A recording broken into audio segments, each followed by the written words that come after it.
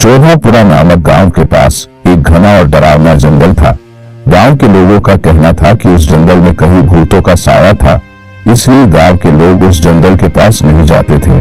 लेकिन गांव के कुछ लोग ऐसे थे जो भूत प्रेत पर भरोसा नहीं करते थे। उन्हीं लोगों में से एक लड़का था राज, जो अपनी माँ से उसी रास्ते से शहर जाने की जिद करता है। अरे माँ, मैं शहर जा रहा हूँ उस जंगल के रास्ते से। पर बेटा, उस जंगल के रास्ते पर तो भूत रहते हैं। अरे नहीं माँ, ये भूत कुछ नहीं होते हैं। शहर जाने के लिए सबसे छोटा रास्ता जंगल से ही निकलता है, मैं उसी रास्ते से जाऊंगा। अरे बेटा, गांव वाले कहते हैं कि उसमें कई भूतों का साया है। अरे माँ, तुम ही गाँव वालों की बातों में आ जाती हो। गाँव वालों का क्या, वो तो कहते रहते हैं। तुम चिंता मत करो, मैं अच्छे से वापस आ जाऊंगा। ऐसे बोल के राज जंगल के रास्ते शहर निकल पड़ता है और गाना गाते जा रहा था। समझ कर चाँद जिसको आसमां ने दिल में रखा है। कितना सुहाना मौसम है, जंगल के चारों तरफ हरियाली हरियाली है। लोग इस जंगल में आने से डरते हैं। कोई एक आदमी होगा हिम्मत वाला जो मेरे जैसा इस जंगल में आने की हिम्मत करे। राज ऐसे बोल ही रहा होता है कि उसे जंगल में से आवाज सुनाई देती है। अरे ओ राजू, राजू, तुम कहाँ जा रहे हो मुझे छोड़ के? कौन है जो मुझे आवाज दे रहा है? तुम लोग मुझे डराने की कोशिश मत करो। हिम्मत है तो मेरे सामने आ जाओ, मैं किसी से नहीं डरता हूँ। तभी राज के सामने एक डरावनी चुड़ैल आती है, जो जोर से हंसते हुए बोलती है।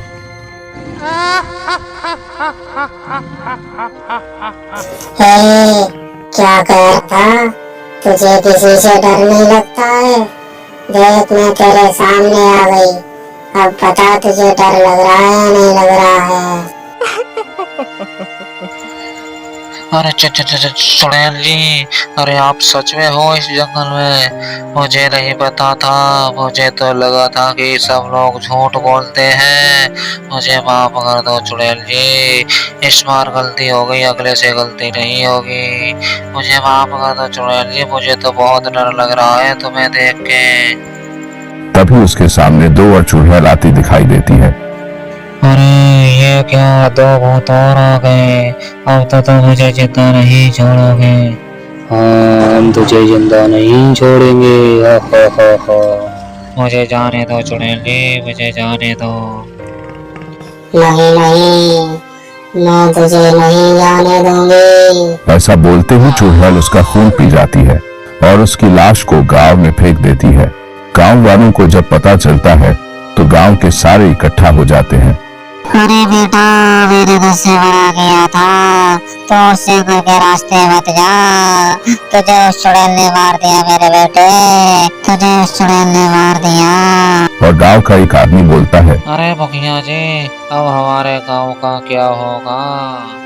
अब आप ही हमें कुछ रास्ता बताओ। अरे गांव वालों, मेरी तलाश में एक तांत्रिक बाबा है, हम उस तांत्रिक बाबा के पास चलते हैं। क्या पता वो तांत्रिक बाबा हमारी समस्या का समाधान निकाल दें। फिर गांव वाले बाबा के पास जाते हैं।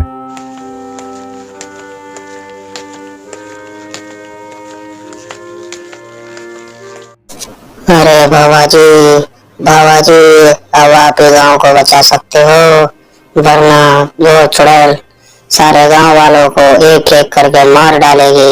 बच्चा, चिंता मत कर, अब तुम बाबा के पास आ गई हो। बाबा सब ठीक कर देंगे, चिंता मत करो। चलो उस जंगल में मुझे ले चलो जहाँ पर चुड़ैल रहती हैं।